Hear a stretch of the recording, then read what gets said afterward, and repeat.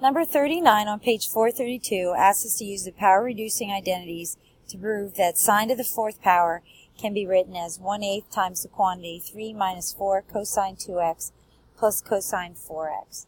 So what we're going to do is we're going to use the fact that we know that sine to the fourth power of x can also be written as sine squared of x squared. And we're going to use the power reducing formula and then expand that to get our answer.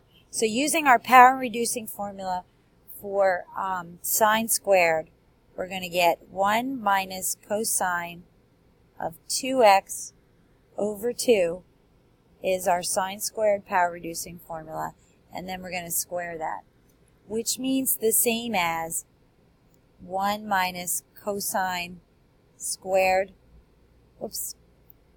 cosine 2x squared over 4. Okay, so that's going to give us, if I come down the next line when I expand that, and I'm going to distribute the fourth or 1/4 at the same time, we're going to get 1/4 minus 2 over 4 cosine 2x plus 1/4 cosine squared 2x. That's what we get when we expand that binomial on top. And then from there, what we want to do is further reduce this and simplify a little more. So we want to reduce our cosine squared 2x, this term right here. So we're going to reduce that next. So we're going to have 1/4 minus 2 over 4 cosine 2x plus 1/4. Now we're going to use the power reducing formula for cosine squared.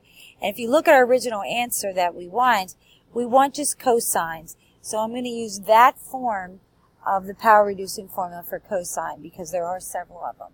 So I'm going to think of this as 1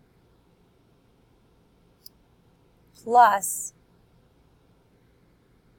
cosine of 2 times 2x. And that's all over 2. Okay? So expanding this again, so we have no different terms here. If you notice, we're now all in terms of just cosine, no cosine squareds. We get 1/4, and I'm going to distribute that 1/4 in the last two terms. So we're going to get 1/8 plus 1/8 cosine 4x. Now our final answer had factored out a constant. So let me put these two constants together and then we'll go from there.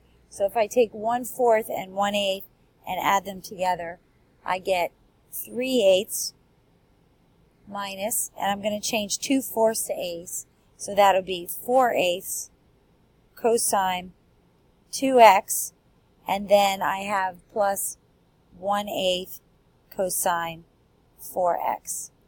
So now, factoring out the 1/8, I get for a final answer 1/8 times 3 minus 4 cosine 2x plus cosine 4x, which in our original statement is what we were asked to prove.